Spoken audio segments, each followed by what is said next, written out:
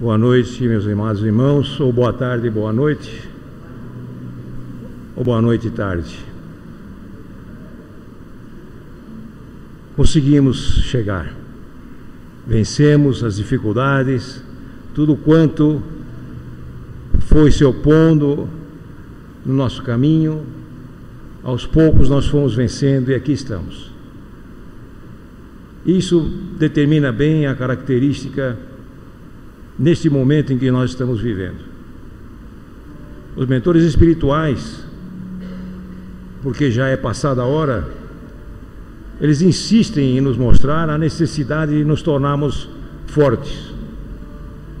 O que quer dizer que existem fracos. Não se trata de nada ofensivo, mas sim uma forma de fazermos uma analogia do que significa ser forte e o que significa ser fraco. Tudo obedece a uma lei natural. Não existe o sobrenatural. E a doutrina dos Espíritos está fundamentada em cima da natureza. O que fugir da natureza, você foge dele porque é bobagem. É ilusão.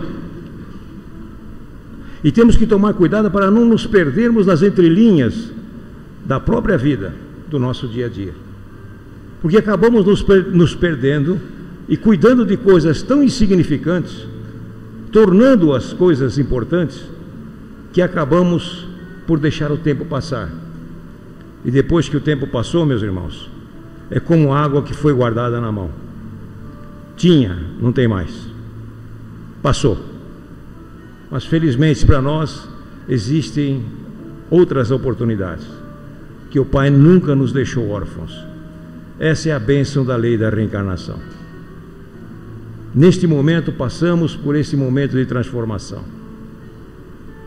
E há muitas ofertas, há muitas oferendas.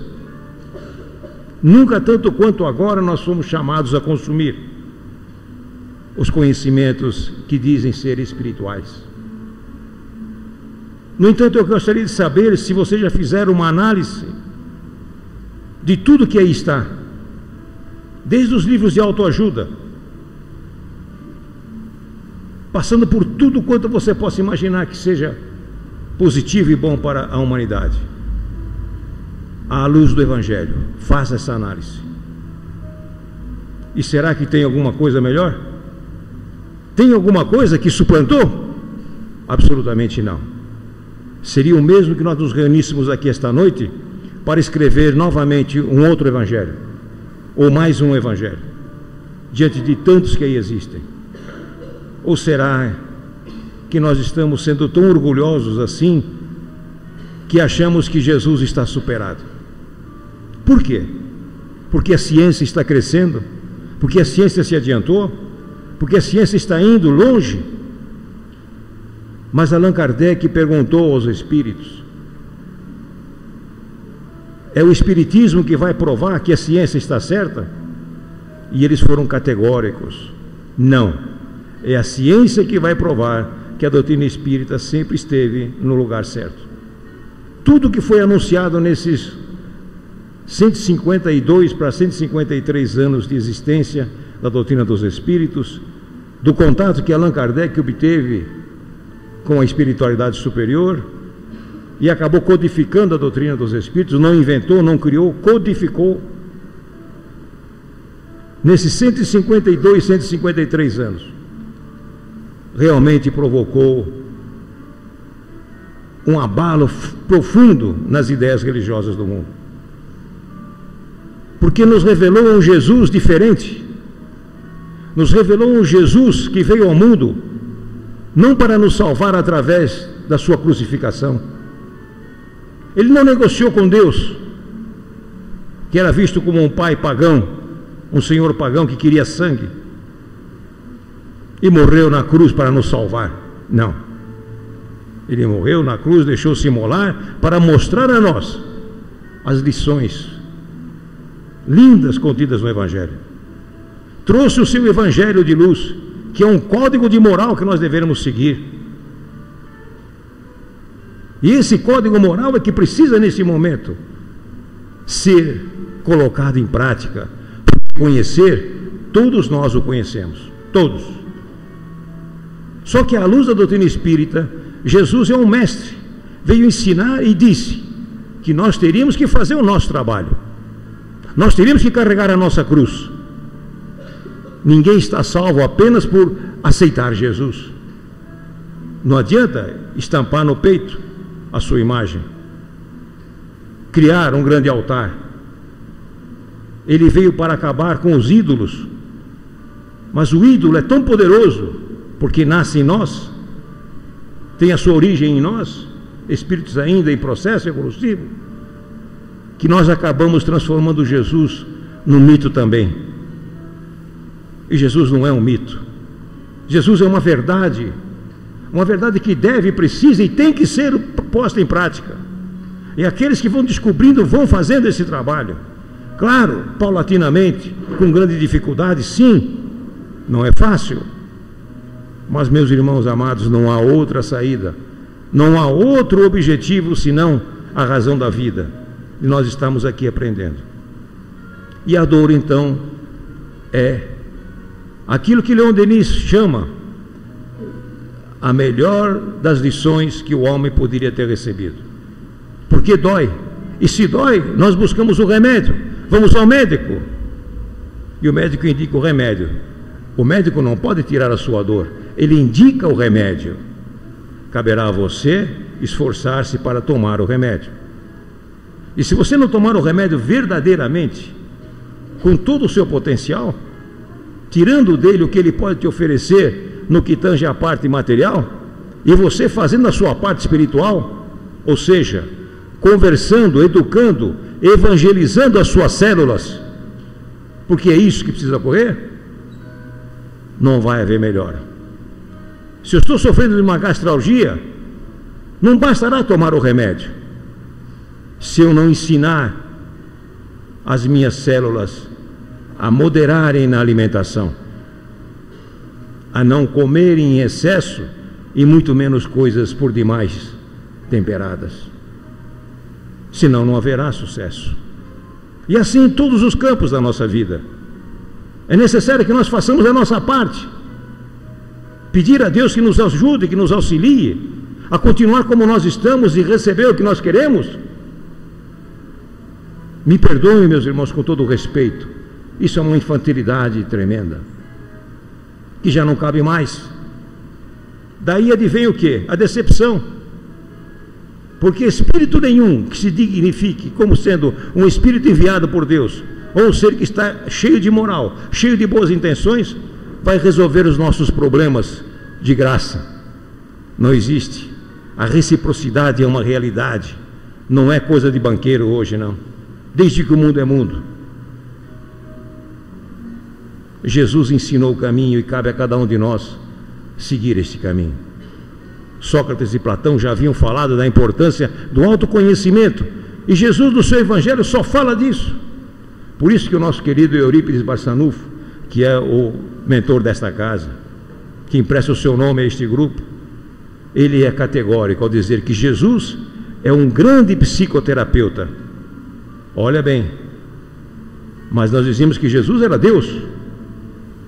Não, Jesus é um grande psicoterapeuta. E o Evangelho de Jesus é um compêndio de psicologia. Só não vê quem não quer. Então tudo depende de mim. O bom ou menos bom depende unicamente de mim. Por isso ele disse: conhecereis a verdade e ela vos libertará. Libertará do quê? Das trevas do sofrimento. O sofrimento que nós, na humanidade, estamos passando nesse instante é a falta do conhecimento. Mas Leon Denis dizia que a dor era um prêmio para a humanidade, porque a dor está nos fazendo tomar as medidas que nós não tomamos por amor, infelizmente. Mas ainda há tempo, claro que há, sempre haverá. Não é preciso sofrer, mas é preciso estudar, porque ele também falou: instruí-vos. Porque se ele veio para nos salvar na cruz, se morrer para nos salvar, para que estudar, para que instruir-se? Deixa rolar, deixa tudo correr solto. Experimenta, e é o que está acontecendo. Por isso o sofrimento está estampado na humanidade. Nós queremos de moralistas. Mas é preciso lutar para ter a moral. E você sabe o que significa isso? São centenas de encarnações na imoralidade. Você acha que de uma hora para outra viramos criaturas que têm princípios morais? Ou ainda está com cada um de nós, em germe latente, as barbaridades que nós já aprontamos lá atrás? Então quem somos nós para manter o dedo em riste para julgar o outro? Porque segundo o nosso querido Emmanuel, através de Chico, ele diz que aqueles que estão presos nas penitenciárias estão lá porque foram descobertos. O que quer dizer que nós ainda não fomos descobertos, porque somos também do mesmo processo, temos também as mesmas falhas,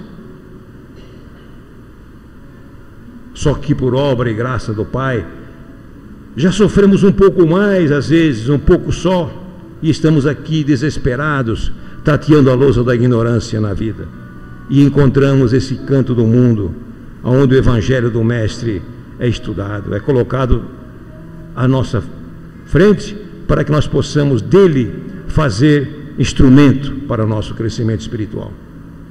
Ninguém vai ganhar o céu, meus irmãos, ninguém, se não se esforçar. Ah, mas eu estou passando por um karma, é o meu karma.